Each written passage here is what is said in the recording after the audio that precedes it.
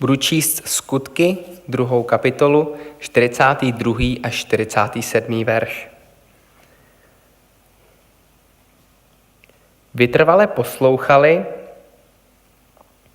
učení apoštolů, byli spolu, lámali chléb a modlili se.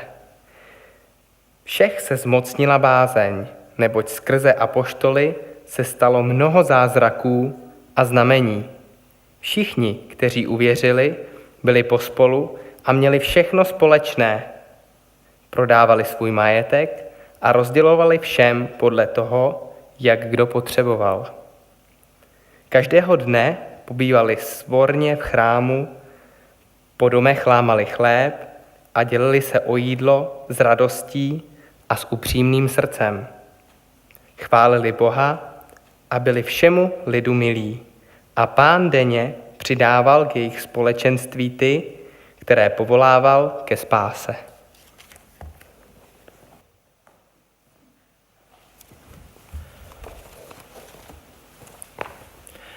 Milé sestry, milí bratia, milé deti, vážené zhromaždenie, milí internetoví poslucháči, srdečne vás zdravím a zároveň ďakujem Pánu Bohu za túto príležitosť, ktorú mi dáva, aby som vás oslovil dnes ráno z jeho slova.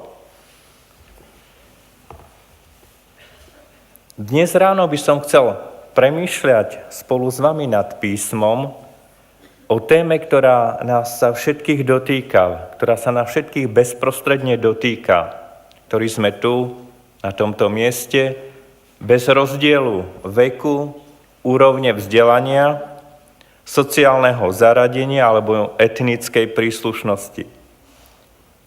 Touto témou je potreba spoločenstva, potreba každého z nás prežívať vzťah.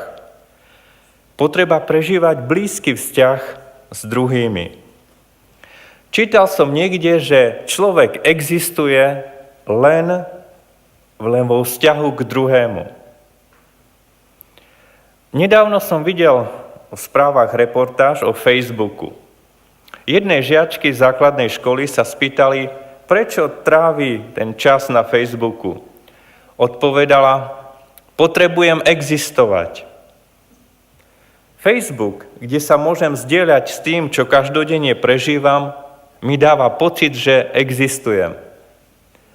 A myslím si, že v tejto sále je nemálo ľudí, ktoré majú svoje stránky na Facebooku a pridávajú si pravidelne nejaké foto z poslednej návštevy cukrárne alebo z dovolenky, alebo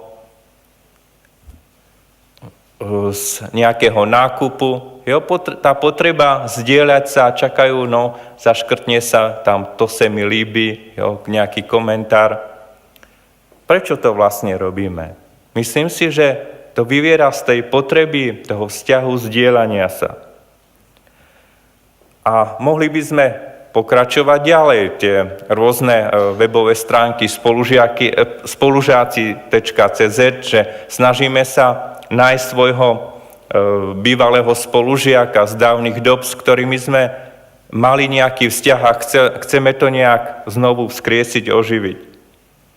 Alebo blogy. Úspech tých sociálnych sietí je postavený na tom, čo je človeku vlastné už od stvorenia. A to je tá potreba spoločenstva, potreba toho druhého. A ja vás prosím, aby ste si so mnou otvorili biblický text, ktorý vyjadruje túto základnú potrebu spoločenstva, vzťahov, potrebu toho druhého. Tento text, ako mnohí už tušíte, sa nachádza hneď na začiatku písma v 1. knihe Mojžišovej, v 2. kapitole, v 18. verši. 1. kniha Mojžišova, 2. kapitola, 18. verš. Pán Boh povedal, nie je dobré, keď je človek sám. Urobím mu vhodnú pomoc.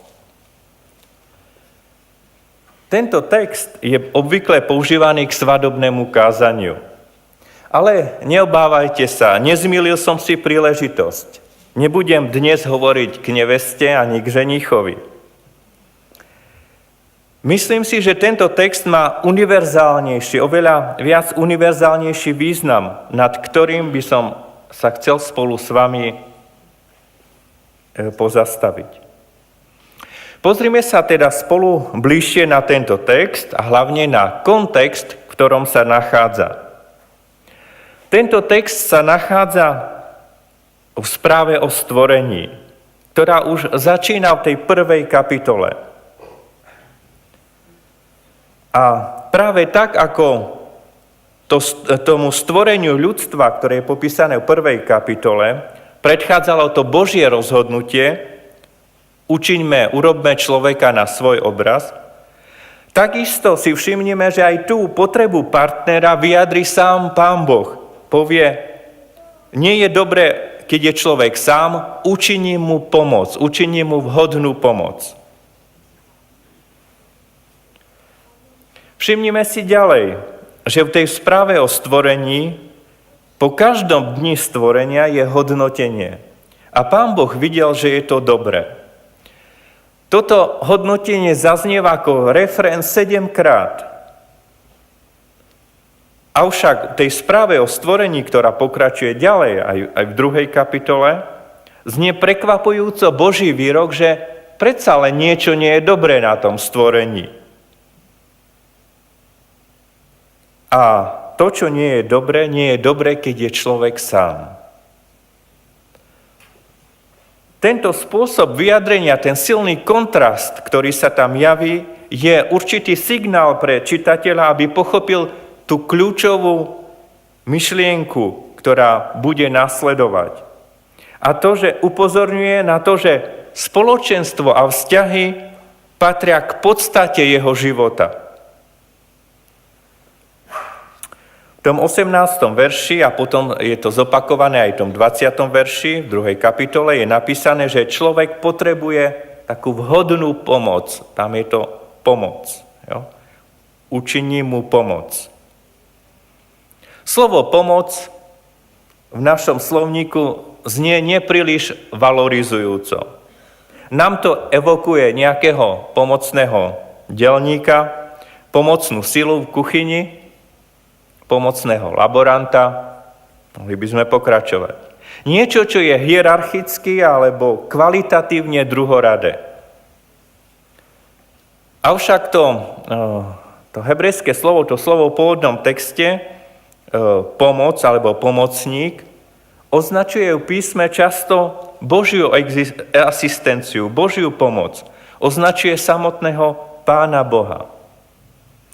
Keby sme sa pozreli na ďalšie tie výskyty tohoto slova a kontext, v ktorom je použité, zistíme, že tento pomocník nie je nutnejší ani silnejší než ten podporovaný, komu má pomôcť, ale v prvom rade tento výraz chce naznačiť, že tá osoba sama si nevystačí. Pozrime sa ďalej do textu, ako je charakterizovaná táto pomoc. Učiním mu pomoc, ktorá by mu bola roveň, ako prekladá český ekumenický preklad, učiním mu pomoc jemu rovnou. Iné preklady prekladajú ako učiním mu rovnocennú pomoc alebo rovnocennú podporu. Je zaujímavé, že v pôvodnom texte sa tento výraz nachádza len na tomto mieste, to jemu rovnú, ako ten výraz jemu rovnú. A tento výraz doslovne znamená učiním mu pomoc ako pred ním, naprotivnú, tá, ktorá je oproti nemu. Veľmi dobre to prekladá český studijný preklad. Učiním mu pomoc ako jeho protejšek. Je zaujímavé si všimnúť, že biblický text nehovorí o tom, že Pán Boh učiní Adamovi pomoc, ako je on, Hebrejština to dokáže zvládnuť, takýto slovný obrad. To znamená, že utvorí ďalšieho Adama, nejakú jeho kópiu, jeho klona, ktorý by mu bol úplne podobný, alebo ten istý, že toho istého človeka Adama. Text dáva dôraz práve na rozdielnosť a vzájomné doplňanie sa. Pointa celej tej správy je v tom, že tá utvorená pomoc, tá vzájomná podpora umožní to spoločenstvo, po ktorom Adam túži. Výraz pomoc ako pred ním, alebo učiní mu tú vhodnú pomoc, vyjadruje práve to vzájomné doplňanie sa, ktoré umožňuje spoločenstvo, keď máme ten protiejšek. V knihe Kazateľ je ten známy text v 4. kapitole, 9. až 10. verš. Dvaja sú na tom lepšie ako človek sám. A keď padnú, jeden zdvihne druhého. Sledujme ďalšie verše tejto správy od ten 19. a 20. verš 2. kapitoly. A kde túto dramatickú potrebu pomoci, ktorú vyjadruje Hospodin, toho protejšku, vyjadruje ten aj popis, ktorý práve je v tom 19. a 20. verši. Hospodin privádza pre človeka, pre Adama, všetky zvieratá. A čitateľ v napätí hľadí, že možno pre človeka nejaké z nich bude tým hodným spoločníkom. A toto očakávanie umocňuje aj skutočnosť, ktorá je v texte pripomenutá, že tak zvieratá ako človek boli utvorené zo zeme. Predsa majú niečo spoločné. Predsa možno nejaký nájde sa vhodný spoločník, spoločníčka. Adam dáva mená týmto zvieratám. Dať meno v tom orientálnom biblickom chápaní neznamená nejak skatalogizovať, označiť názvom, aby si ich potom nejak nepoplietol. Pomenovať znamená preniknúť do podstaty bytia. Výsledkom toho Adamovho hľadania bolo len konštatovanie, že žiadne z týchto stvorení nebolo vhodným kandidátom na sprievodcu pre neho. Nebolo vhodným kandidátom na tú pomoc, ktorú očakáva, potrebuje. Človeka úplne uspokojí až to stvorenie ženy z jeho vlastného rebra. Keď sa pozrieme do tých veršov 21 až 22, všimnime si, že vlastne oni dovršujú to úsilie, ktoré začína v tom 18. verši, že nájsť toho vhodného partnera. Jo? A to nájdenie toho vhodného partnera je Božie dielo. Boh, ktorý tvorí z rebra jeho spoločníčku. To, že žena bola stvorená z mužovho rebra, vyjadruje vlastne ten úzky, blízky vzťah muža a ženy. Práve tak, ako sa to rebro nachádza na boku muža a je pridružené k nemu, tak aj žena stojí pri jeho boku, aby mu bola partnerkou spojenou s ním. Tento obraz vyjadruje harmóniu a jednotu medzi partnermi. Všimnime si tie prvé slova, ktoré Adam, človek, vysloví. Keď uvidí skutočne ten svoj protejšek, čo povie? V tom 23. verši je napísané: Toto je kosť z mojich kostí a telo z môjho tela. Tieto slova vyjadrujú radosť a uspokojenie nad tým, že má teraz toho vhodného spoločníka, spoločníčku.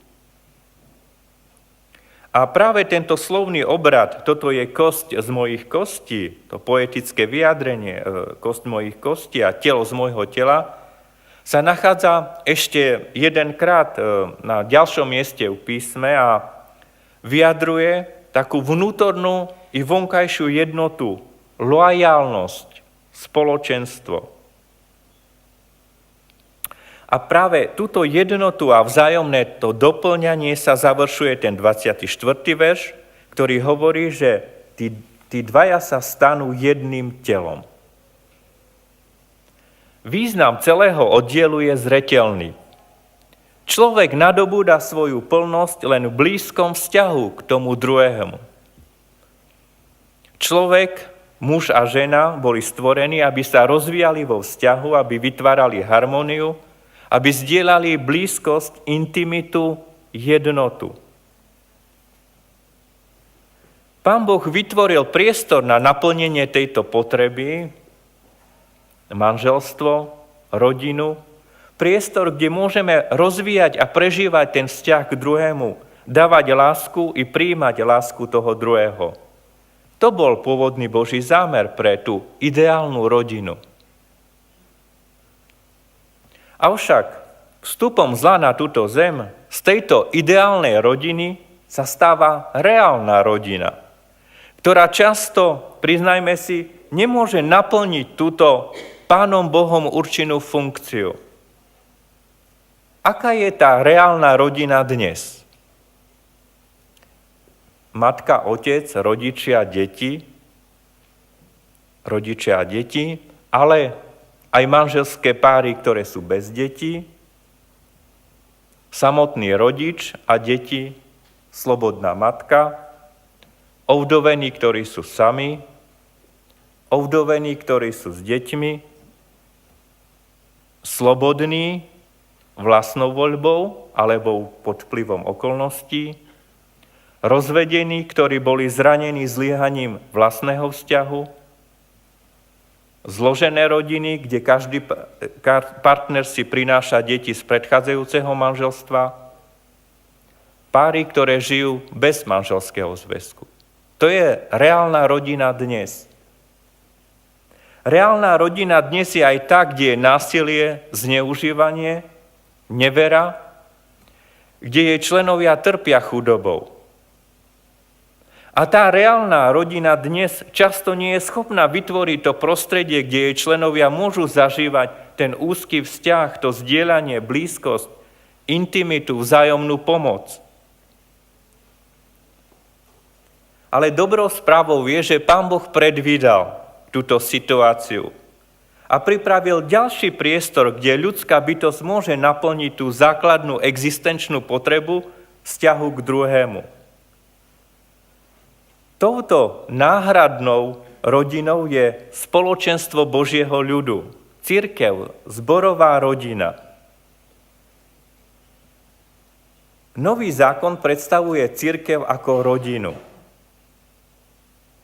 Cirkev je priamo nazvaná rodinou, lebo jednou z tých najdôležitejších tém Nového zákona je to, že okolo Ježiša Krista sa formuje nové spoločenstvo, nový ľud, ktorý tvorí rodinu, ktorá kvalitatívne presahuje pokrvné zväzky.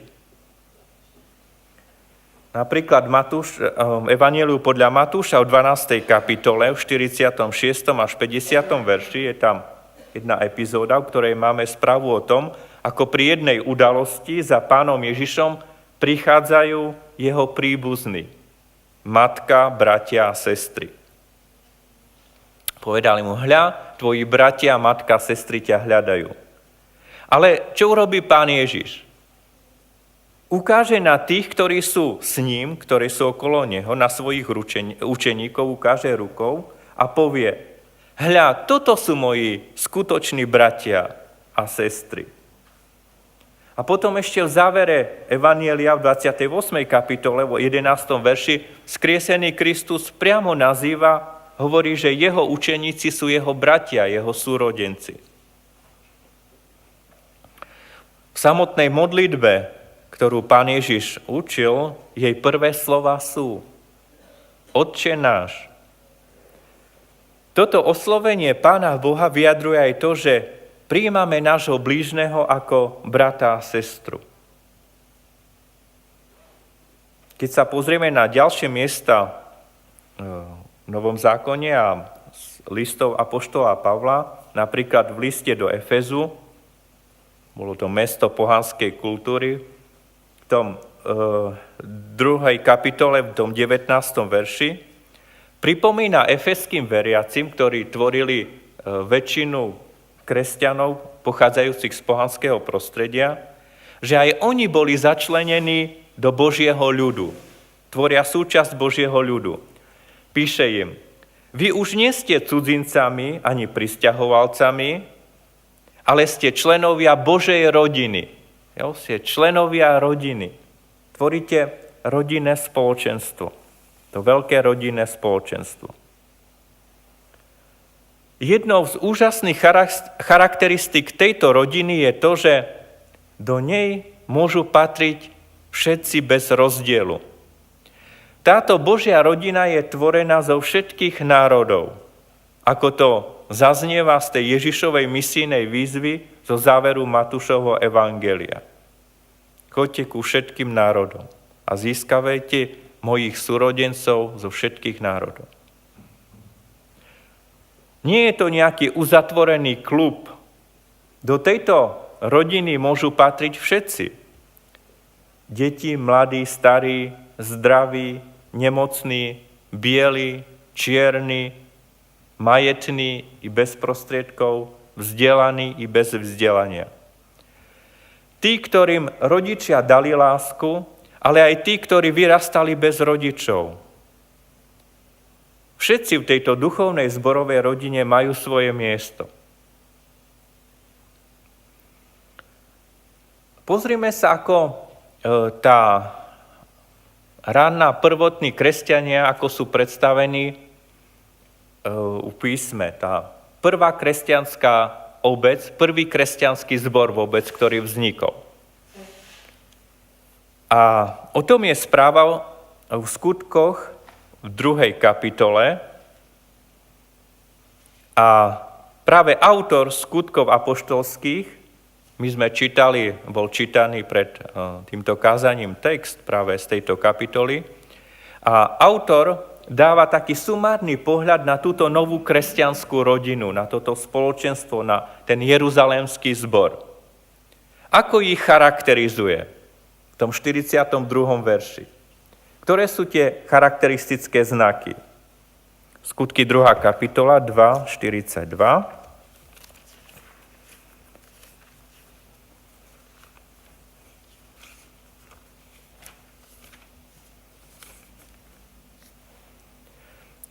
Zotrvávali v učení apoštolov, v spoločenstve, pri lámaní chleba a na modlitbách. Všimli ste si, jedným z jej charakteristických znakov je to, že mali spoločenstvo. A bezprostredný kontext bližšie vysvetľuje, v čom spočívalo to spoločenstvo. Bolo to bratské, duchovné i materiálne zdieľanie sa. Ten 44. verš hovorí, že všetci boli spolu a mali všetko spoločné. To ukazuje na tú jednotu, na ten úzky vzťah, ktorý mali títo veriaci medzi sebou. Bolo to niečo konkrétne, nielen zbožné slova, zbožné pózy, frázy, alebo účasť na sobotnej bohoslužbe od 9 do 12:00. Títo veriaci Jeruzalémskeho zboru boli ochotní sa vo všetkom zdieľať. Čítame, že dokonca predávali svoje majetky a delili sa s nimi. Duchovne sa zdieľali na modlitbách, ostávali na modlitbách, pri lámaní chleba, čo je Večera Pánova. A my vieme z toho dobového kontextu, že to bolo to prijímanie Kristových symbolov, ale za ktorým nasledovalo ako to spoločné stolovanie. Keď sa pozrieme do toho textu, tak vidíme tam konkrétne to sloveso v tom pôvodnom texte zotrvávať a ten gramatický čas, ktorý je tam použitý, ukazuje, že oni zotrvávali tam a ukazuje na to, že toto spoločenstvo, tá jednota, to zdieľanie sa nebola len nejaká jednorazová udalosť, nejaké chvíľkové vzplanutie, nejaké prebudenie, ale že to bol dlhodobý stav. Oni zotrvávali niečo, čo trvalo.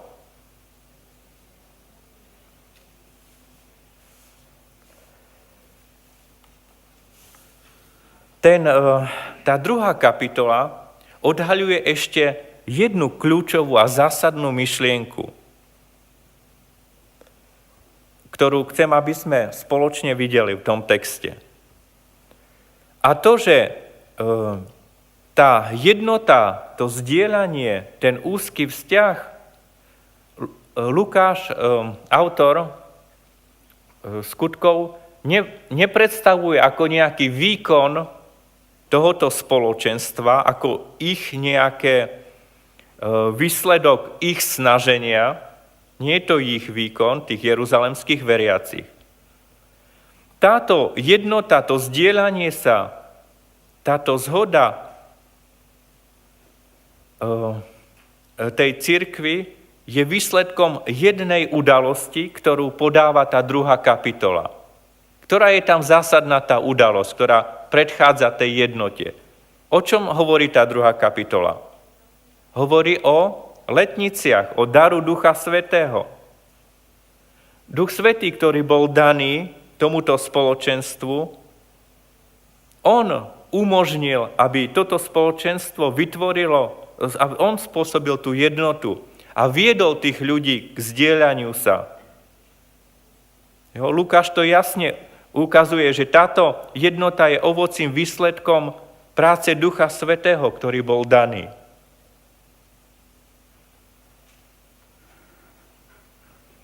Apoštol Ján zaznamenáva Ježišové slová, ktoré adresuje svojim učeníkom a hovorí im, že potom poznáte, že ste mojimi učeníkmi, keď budete mať lásku medzi sebou.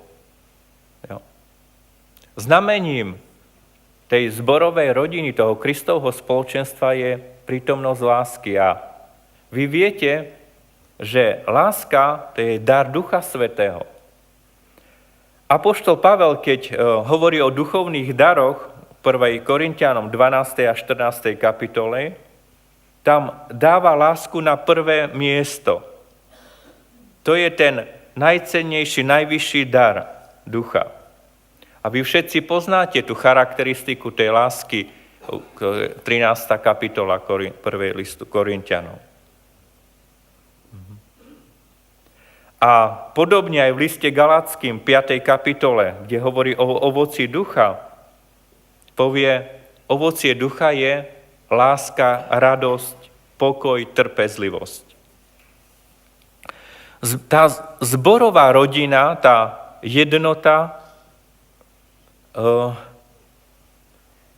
je výsledkom toho, že Duch Svätý tam pôsobí a premieňa tých ľudí, uschopňuje ich prijímať, milovať, mať rád toho druhého. Miestom, tá zborová rodina je miestom, kde je láska, kde je radosť, pokoj, trpezlivosť. Láska, ktorá vedie k zdieľaniu, k prijímaniu, k dávaniu sa tomu druhému, tej vzájomnej podpore. Láska, ktorá prijíma toho druhého v jeho rozdielnosti a zároveň bez rozdielu.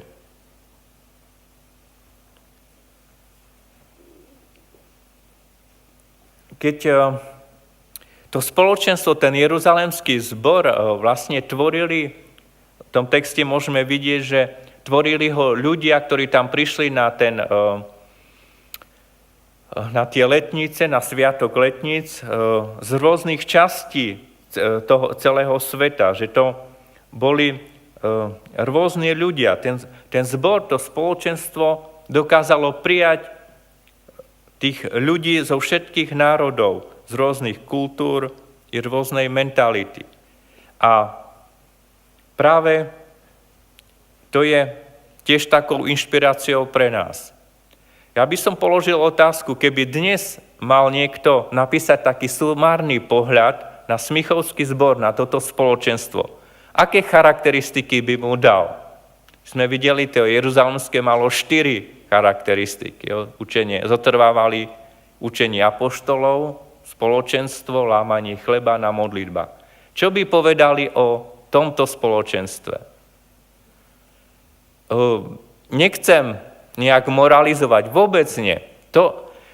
Vlastne chcem len nás naviesť k tomu, aby tento jeruzalemský zbor aby bol inšpiráciou, takým modelom pre nás, pre toto spoločenstvo.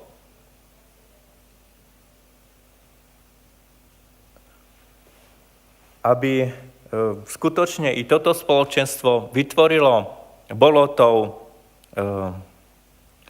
to rodinou tým, kde sa ľudia môžu zdieľať, kde sa príjmajú jeden druhého a sú mu pomocou. Kde je to duchovné, bratské i materiálne zdieľanie sa, podpora.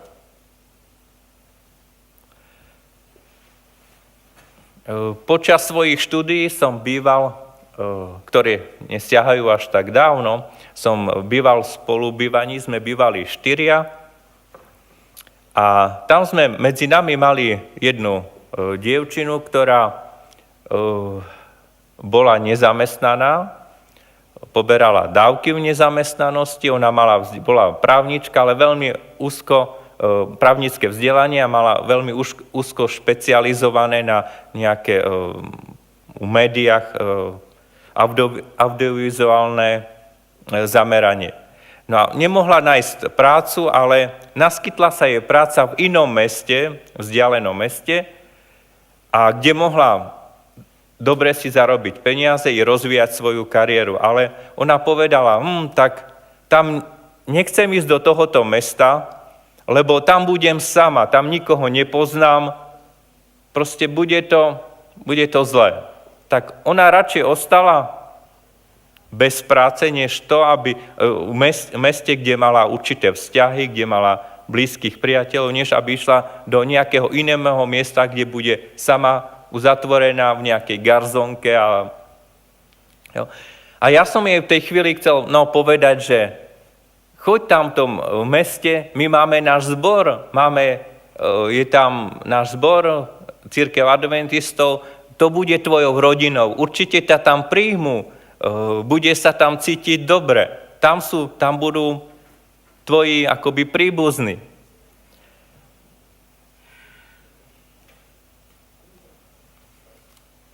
Dokážeme vytvoriť takéto spoločenstvo? Premýšľal som, ako uzatvoriť to dnešné kázanie. Ale nechcem už nič dodávať, len vyjadriť takú vďačnosť. Vďačnosť Pánu Bohu za dar tej duchovnej zborovej rodiny, ktorá je niečím jedinečným v tomto svete.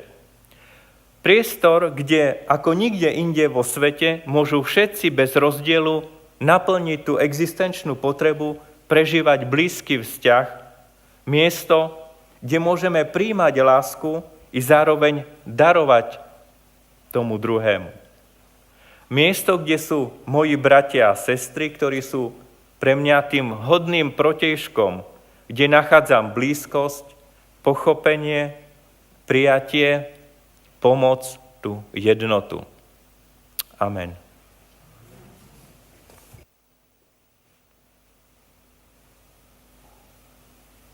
Hospodine, Otče náš, chceme Ti poďakovať za to, že sme mohli byť dnes do obeda na bohoslužbe v tomto dome.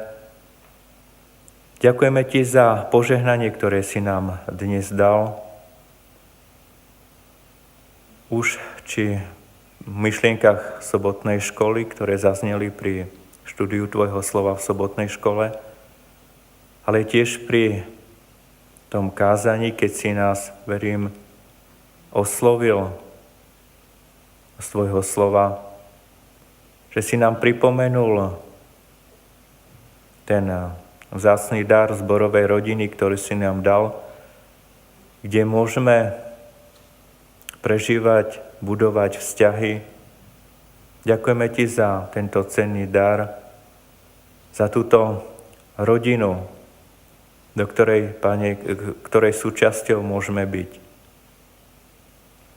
A tak, ako sme boli oslovení a videli sme v Tvojom písme, že túto jednotu, to zdieľanie sa, ten blízky, úzky vzťah bolo možné v tej prvej kresťanskej obci vďaka tomu, že Tvoj duch, Duch Svätý, pôsobil a premienial tých ľudí, uschopnil ich tomu zdieľaniu, uschopnil ich milovať, príjmať jeden druhého. Tak ja ťa prosím, Pane, za nás všetkých, za toto spoločenstvo, aby Tvoj Svätý Duch nás premienial, aby sme sa mu dali k dispozícii, otvorili a boli ochotní k tejto zmene. Ďakujeme Ti za príklad Pána Ježiša, z ktorého sa môžeme inšpirovať do našich životov, za to, že on vlastne stal, pri ňom sa sformovala ten nový Boží ľud, tá nová rodina. A tak, Pane, príjmi si ešte raz za všetko dobré, čo sme mohli vziať z Tvojej ruky, čo si nám dala, za to, čo ešte máš pre nás pripravené. Príjmi si vďaku i chválu. Amen. Amen.